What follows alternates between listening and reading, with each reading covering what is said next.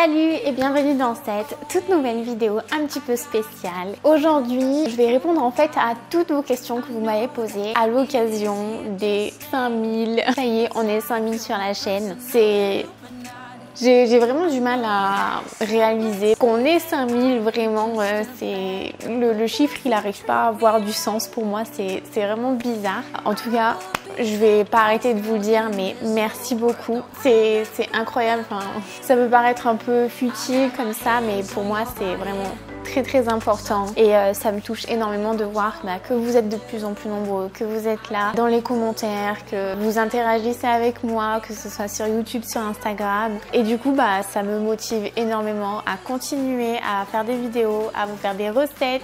Merci beaucoup. Donc on va commencer tout de suite avec une première question sans plus tarder. J'espère que je vais arriver à faire des réponses assez courtes pour pas que ce soit trop ennuyeux. Je vais faire de mon mieux. Alors, on commence avec Isa. Quelles sont tes mensurations taille, poids, tour de hanche? Ah non, je me suis trompée. Taille, poids, tour de taille, hanche, cuisse, mollet. Je vais tout de suite afficher mes mensurations juste ici, en sachant que mes mensurations je les prends pas vraiment très régulièrement. En général j'essaye de les prendre tous les 6 mois. Comment gères-tu ta diète? Notes-tu tes calories? En fait ma diète, moi je fonctionne vraiment avec des équivalences, c'est-à-dire que je vais me faire une base avec un exemple de menu pour le matin, le midi, l'après-midi, le soir. Ensuite ce que je vais faire c'est que je vais pouvoir changer comme je veux ma source de glucides, ma source de protéines, en essayant de faire des équivalences, en sachant que je fais des équivalences approximatives. C'est sûr que c'est pas hyper précis, hyper carré, mais moi ça me convient bien avec mes objectifs actuels. Donc voilà comment je procède pour ma diète. Donc est-ce que je calcule sur une appli mes calories tous les jours?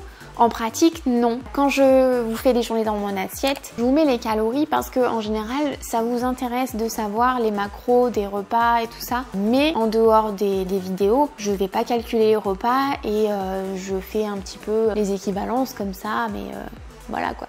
Quelle partie de ton corps a le plus changé depuis que tu fais de la muscu? Je dirais tout début, les premières années, ce qui a vraiment changé assez vite, ça a été le haut du corps, un peu les bras, le dos. J'ai pris en relief au niveau du dos et mon ventre qui s'est aplati. Par contre, aujourd'hui, depuis que je me suis vraiment mis sur le travail des fessiers, que j'ai vraiment tout axé là-dessus, la partie de mon corps qui a le plus changé récemment, c'est mes fessiers. Vraiment, c'est l'aspect, le volume et tout ça, ça fonctionne assez bien. Donc voilà. Et la dernière partie de la question, as-tu des complexes? Aujourd'hui, est-ce que j'ai des complexes? On m'aurait posé la question il y a quelques années en arrière, j'aurais pu faire une liste comme ça. Mais aujourd'hui, en fait, il y a des choses que j'aime moins, mais ça me gâche pas la vie, on va dire. Voilà, j'arrive à faire avec. Ce qui me plaît moins et qui avant était vraiment un gros complexe, c'est mes cuisses. Parce que j'ai tendance à stocker pas mal de gras au niveau des cuisses. Je les ai toujours trouvées trop larges, trop épaisses, trop grasses. Maintenant, voilà, c'est pas un complexe, mais c'est vrai que je me dis, ça serait bien d'améliorer petit à petit l'aspect des cuisses et tout ça. Donc voilà. Et après le deuxième complexe qui a été très dur quand j'étais plus jeune, d'ailleurs j'ai pensé à la chirurgie pendant des années, c'est la taille de ma poitrine. J'ai longtemps complexé parce que je la trouvais trop petite, pas assez développée, tout ça. Et en fait aujourd'hui je sais pas si c'est en grandissant avec la muscu ou quoi, c'est comme si c'était devenu plus du tout important. Là au final ça va, donc je dirais pas que c'est un complexe, mais c'est pas ce que je préfère chez moi, mais ça va, je vis bien avec. Petit goûter. Oh, ma petite Constance. Coucou. As-tu déjà envisagé d'essayer l'alimentation intuitive? Alors, je dois dire que j'ai jamais envisagé une alimentation intuitive et pour l'instant, je l'envisage pas. Tout simplement pour 2 raisons. Déjà de 1, je pense que je ne suis pas du tout prête à être comme ça sans filet. Et la deuxième raison, c'est que j'ai des objectifs en termes de prise de muscle et pour mettre toutes les chances de mon côté, je préfère calculer exactement les protéines dont j'ai besoin pour progresser. Et puis en plus de ça, si vous vous entraînez vous aussi, vous savez que si vous mangez moins, la séance le lendemain, elle va être plus dure. Ça a vraiment une influence sur la forme, sur l'énergie. C'est pour ça que pour l'instant, je vais pas me diriger vers ça. Ils sont bons ces cookies. Céline, aimerais J'aimerais-tu avoir des enfants? C'est quelque chose qui me semble assez naturel en fait. Après, j'ai quel âge aujourd'hui? 27? 28? Est-ce que je suis la seule à toujours devoir réfléchir à l'âge que j'ai? C'est grave. J'ai 27 ans. Plus on approche les 30 ans, enfin autour des 30 ans, on peut se demander, surtout quand on est en couple, comme moi depuis longtemps, c'est normal de se demander si oui ou non on veut avoir des enfants, c'est pas obligatoire. C'est vrai que les enfants, moi, j'ai toujours beaucoup aimé m'en occuper. J'ai toujours beaucoup apprécié la présence d'enfants. Et puis au-delà de ça, je trouve que c'est l'une des plus belles choses en fait que de mettre au monde un enfant, que de donner la vie. Je trouve que c'est vraiment quelque chose de... Enfin, je sais pas, j'ai l'impression d'avoir naturellement une espèce d'instinct maternel qui est très développé. J'ai tendance un peu à materner les gens autour de moi d'ailleurs. Donc oui, j'aimerais avoir un enfant. Pour l'instant, c'est vrai que c'est un petit peu instable au niveau de ma vie professionnelle. Du coup, voilà, ça sera pas pour tout de suite. Mais certainement que j'aurai un ou plusieurs enfants un jour, j'espère. D'ailleurs, ma petite Yuki, c'est un peu comme ma petite fille. Hein? Donc voilà, on peut dire que c'est mon premier petit bébé. Oh. Comptes-tu faire un livre e-book de recettes? Alors oui, un livre, ça serait génial. Pour l'instant, je suis d'ailleurs en train de travailler sur un e-book qui va en fait rassembler toutes les recettes que je vous ai partagées sur ma chaîne YouTube. Voilà, je pensais qu'il y en avait quelques-unes, mais en fait, il y en a vraiment beaucoup. Je vais certainement devoir les refaire pour faire de belles photos et tout ça, et j'aimerais bien vous sortir ça assez rapidement, mais il va falloir que je travaille dessus. Oui, après, vraiment, c'est vraiment quelque chose qui me plaît, faire des recettes, et pouvoir les partager dans un livre, ça serait génial, mais dans des e-books déjà pour commencer, ça serait déjà super. Quels sont tes hobbies à part la muscu? Je dirais la cuisine. J'adore cuisiner, pâtisser, bon, voilà, faire des recettes. J'aime bien aussi faire des photos. Bon, en ce moment, je suis pas trop dedans. Photographie, hein, pas qu'on me prenne en photo. Ça, c'est un peu moins agréable, je trouve. Et faire du montage vidéo. J'aime vraiment ça, en fait, même si c'est un peu lourd parfois parce que ça prend beaucoup de temps. Mais c'est quelque chose que j'adore faire. M'occuper de ma petite Yuki, jouer avec elle. En ce moment, je regarde énormément de séries, enfin d'animés plutôt. C'est des dessins animés japonais. J'en regarde quasiment tous les jours. 1 ou 2 épisodes, c'est parfait sur mon vélo elliptique ou le soir avant de dormir. Ça, c'est vraiment quelque chose que j'adore faire en ce moment. Et voilà, je dirais que c'est à peu près tout. Divatoun, raconte-nous ton parcours professionnel, études, services, etc. Alors, je comptais vous en parler un peu plus en détail dans la nouvelle série qui va arriver sur la chaîne que je voulais vraiment dédier à mon métier d'infirmière, tout ça en le liant avec ma pratique de la musculation. Je vais quand même répondre à la question, peut-être sans trop développer. Mon parcours professionnel. Pour être le plus synthétique possible, mais je sais pas pourquoi je sens que la réponse va être longue. Moi j'ai fait une filière un peu traditionnelle, lycée j'ai fait un bac technologique ST2S, je ne sais pas si ça existe toujours. C'était sciences techniques de la santé et du social. Ensuite, j'ai fait une année de fac de psycho qui n'a servi à rien. Puis j'ai un petit peu travaillé et ensuite j'ai intégré une école d'infirmière, un IFSI, Institut de formation en soins infirmiers. J'ai fait mes 3 années d'études sur Saint-Raphaël. Je vais pas plus m'étaler sur les 3 années de formation, mais il y a beaucoup de choses à dire, mais je vous en parlerai plus en détail dans les vidéos dédiées. Donc ensuite j'ai été diplômée, j'ai tout de suite travaillé. J'ai commencé dans une clinique, dans un service de chirurgie avec pas mal de spécialités de chirurgie confondues. J'ai travaillé pendant quelques années, je crois 3 ans. Au bout de 3 ans, je suis allée dans un service d'hospitalisation à domicile et ensuite j'ai déménagé, je suis venue sur Annecy et j'ai fait un peu d'intérim à droite à gauche dans pas mal de structures différentes et j'ai commencé à travailler en Suisse en tant qu'intérimaire toujours. J'ai fait pas mal de structures et puis au final j'ai terminé en créant mon cabinet libéral en France parce qu'en Suisse ça n'existe pas. Et voilà où j'en suis aujourd'hui. Je suis actuellement du coup en plein exercice libéral dans mon cabinet et voilà, ça fait pas si longtemps que ça donc ça se lance petit à petit.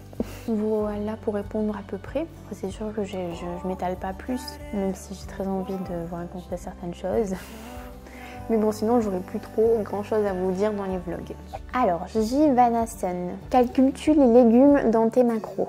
Alors, en fait, au niveau des macros, ce que je fais, c'est que, par exemple, pour le dîner, je vais mettre une portion de légumes. Voilà, pour compter à peu près des macros. Comme ça me sert en fait pour calculer la base, pour avoir un aperçu en fait. Mais ensuite en pratique tous les jours, je pèse pas les légumes et je calcule encore moins du coup les macros spécifiques aux haricots verts, aux carottes, machin. Pas du tout. Donc en fait, à moins de manger des légumineuses où l'herbe c'est un petit peu plus riche en glucides et tout ça, donc il va falloir peut-être un peu plus calculer. Mais tous les légumes confondus, ensuite non, je mange une portion comme ça et ça fonctionne très bien. Pour moi, c'est pas nécessaire de se prendre la tête là-dessus. Pourrais-tu nous faire une vidéo sur tes entraînements du moment et ton planning avec les salles fermées? Alors c'est vrai qu'en ce moment, je partage pas énormément d'entraînements justement depuis la fermeture des salles. Moi personnellement, j'ai accès à une salle privée. Du coup, je peux continuer à m'entraîner, ce qui n'est pas le cas de tout le monde. Et je trouve que ça serait peut-être pas forcément pertinent et intéressant pour vous de me voir moi en train de m'entraîner dans une salle alors que la plupart d'entre vous n'y avaient pas accès.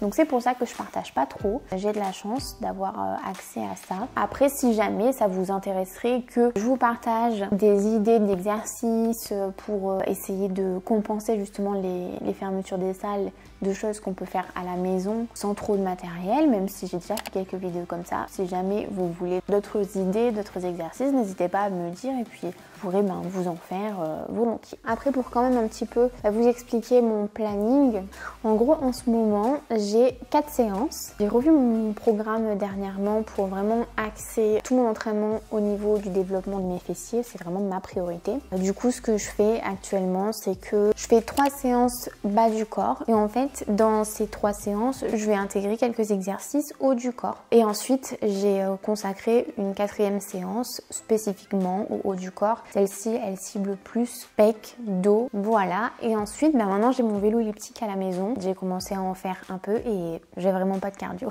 Donc là, j'ai fait 4 fois 20 minutes dans la semaine. Donc je vais essayer progressivement déjà de tenir le rythme et ensuite peut-être augmenter la durée, 25 minutes. Voilà. Ensuite, Alay Scott, quel est ton repas préféré? Je crois que mon repas préféré, c'est les gnocchis avec du parmesan. Ouais, je crois que c'est ça. Es-tu en couple? Oui, je suis en couple. Ça va faire depuis 2013 que je suis en couple donc avec la même personne. Et d'ailleurs, il est aussi infirmier. Alors, ton film et ta série préférée? Ça, c'est des questions où j'ai toujours du mal à répondre, franchement. Je regarde pas énormément de films, j'en ai pas regardé énormément, je crois, dans ma vie. Faut que je fasse une petite recherche parce que je me rappelle plus. Il y a un film là qui me vient tout de suite à l'esprit, je l'ai beaucoup aimé. C'est un film, je sais même pas comment décrire le film. Ça parle d'âme sœur, au-delà de nos rêves. Très bon film, je l'ai beaucoup aimé. Et il y a un autre film que j'ai bien aimé, là ça me vient aussi, Captain Fantastic. Voilà. Après en termes de séries, les 2 dernières séries que j'ai vraiment adorées, que je suis encore en train de regarder pour l'une d'entre elles, c'est des animés, c'est Demon Slayer et l'Attaque des Titans. Donc voilà, on va dire ces 2-là. Ton dessert préféré? Moi j'adore tout ce qui est à base de flan, tarte aux flan, juste les flans, voilà. J'adore ce genre de texture là, ce goût là, crème aux œufs et tout. Va falloir que j'en fasse d'ailleurs sur ma chaîne parce qu'il n'y en a pas trop en ce moment, mais je vais me mettre dessus. Et ta boisson préférée? Je suis toujours en train de... D'ailleurs je me suis fait un thé, tiens, je l'avais oublié. Je suis toujours en train de boire du café. Franchement, j'en bois beaucoup. D'ailleurs, je me demande s'il faudrait pas que je ralentisse. Mais j'apprécie pas forcément le goût du café. Par contre, les boissons que j'adore boire en ce moment, c'est... Il faut que je me décide entre 3. Le Schweppes Agrum Zero, l'Ice Tea Zero et le Monster argenté là, sans sucre. Voilà, ça c'est mes 3. Je dirais que c'est le Monster qui est au-dessus. En termes de goût, ouais, c'est bon. Ensuite, Kevin Uchiwa. Quel pays étranger choisirais-tu pour vivre? Comme je suis pas très forte pour parler une autre langue que le français, pour vivre, pour une question pratique, je choisirais la France. Par contre, si je devais choisir un pays pour manger, là sans hésiter, je file au Japon. J'adore tout ce qui est nourriture asiatique, un peu japonaise et tout. D'ailleurs, j'essaye petit à petit d'apprendre à le faire. J'ai fait des sushis pour la première fois, maison.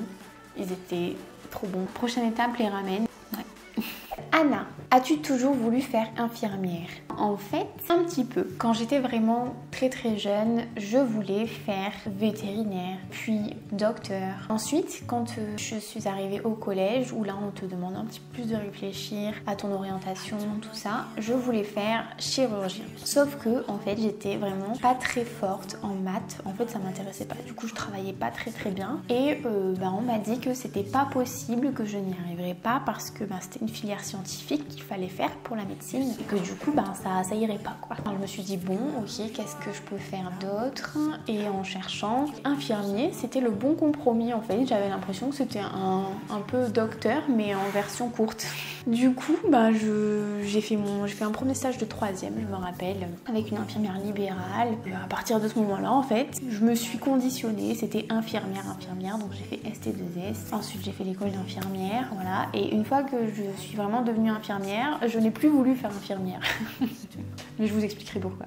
Mais sinon, oui, c'était vraiment ça que je voulais faire depuis le collège. Qu'est-ce qui t'a poussé à travailler en libéral? Ce qui m'a poussé à travailler en libéral, c'est que j'ai pas forcément apprécié mon expérience de salarié en France. En Suisse, ensuite j'ai fait une autre expérience. C'était clairement beaucoup mieux à tout niveau. Et en fait, malgré ça, j'étais toujours pas satisfaite. Il y avait un truc qui me convenait pas. Et j'en suis venue à la conclusion que j'avais besoin de devenir indépendante, de travailler toute seule, entre guillemets. Et puis je me suis lancée et au final, c'est vrai que c'est beaucoup mieux par rapport à ce que moi j'aime et comment j'ai envie de travailler. Flora, petite question, en général tes cheat meals, tu les fais à combien de calories en plus que ton plan alimentaire? Alors en fait mes cheat meals, je ne compte absolument pas les calories. Peut-être que vous avez vu, je vous ai fait des vidéos, mon cheat meal et tout ça où je vous donne les calories, mais je le fais vraiment pour la vidéo. En pratique, je compte pas du tout, mais pas du tout les calories quand c'est le repas un peu écart. Donc ça peut m'arriver de manger plus ou alors moins aussi, ça dépend. Sam, tu es née à Annecy? Pas du tout. Ça fait pas si longtemps que ça que j'ai emménagé dans la région, Haute-Savoie. Ça fait depuis janvier 2019 il me semble. Avant donc j'étais dans le sud de la France vers Fréjus-Saint-Raphaël et encore avant je suis née en fait dans l'Hérault à Béziers. Oui, parce que tu me disais, il me semble reconnaître un autre accent. Alors peut-être que tu as reconnu l'accent de l'Hérault, je sais pas. Moi j'entends pas d'accent quand je parle, mais peut-être que tu as discerné un peu quelque chose. Et as-tu déjà visité la Suisse et qu'as-tu préféré? Alors visiter non, à chaque fois que j'y suis allée c'était pour le travail. Donc j'ai fait Genève parce que je devais faire beaucoup de démarches administratives pour faire reconnaître mon diplôme et tout ça. Et ensuite je suis allée pas mal du côté du lac Léman pour le travail aussi. Et du coup le coin que j'ai préféré, c'est assez drôle parce qu'en fait je travaillais dans un EMS, c'est une espèce de maison de retraite en Suisse, et elle était en hauteur et juste en face du lac Léman il y avait une vue magnifique. Du coup c'est mon endroit préféré en Suisse, mais je le voyais que à travers la fenêtre de où je travaillais, donc voilà. Et enfin la dernière question, c'est Camille. J'ai perdu beaucoup de poids et je suis atteinte de TCA.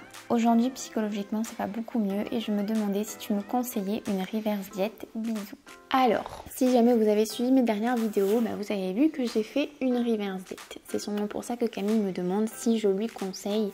Dans son cas, il faut bien déjà comprendre qu'une reverse diet, c'est pas un truc magique qui va régler tous les problèmes du monde. C'est utile de faire une reverse diet si, par exemple, on est en fin de sèche et qu'on veut réaugmenter les calories petit à petit sans prendre trop de poids. Quand on s'est peut-être un peu sous-alimenté pendant un moment, qu'on a un peu bloqué notre métabolisme, à ce moment-là c'est intéressant pour essayer de relancer petit à petit le métabolisme. Moi par exemple je suis passée de 1008 à 2300 calories. J'ai pas pris énormément de poids par rapport en fait à l'augmentation calorique. Dans un cas de TCA, pour avoir déjà côtoyé des personnes qui ont des troubles alimentaires vraiment, parce que parfois on se dit j'ai des troubles alimentaires parce qu'on a des petites pulsions. Les personnes qui ont vraiment des troubles alimentaires, ça va au-delà des pulsions, c'est beaucoup plus installé en fait, c'est assez fort. Donc il faut pas prendre ça à la légère. Mon conseil est de se faire aider parce que c'est très difficile de faire les choses de soi-même quand on est dans cette position-là. C'est toujours mieux d'avoir une petite aide extérieure qui va nous aider à se mettre un cadre, à peut-être augmenter petit à petit, un peu comme dans une réversiette, les calories, et pour pas se dégoûter aussi. Ça peut être une solution, mais honnêtement je préfère pas me dire oui je te le recommande ou il vaut mieux que tu fasses les choses en étant suivi, en étant encadré. Et puis voilà ce que je peux te dire. Après n'hésite pas à me dire un petit peu comment ça se passe pour toi, à m'envoyer des petits messages, n'hésite pas. Bon, et bien nous avons répondu à toutes les questions. Voilà pour cette FAQ, j'espère que ça vous a plu. Si d'autres questions vous viennent comme ça, en regardant la vidéo, n'hésitez pas à me les poser en commentaire. Puis je les rassemblerai toutes pour une prochaine FAQ si jamais ce genre de vidéo vous intéresse. En tout cas, encore une fois, merci beaucoup à tous d'être là et je vous dis à la prochaine pour une autre vidéo. Salut!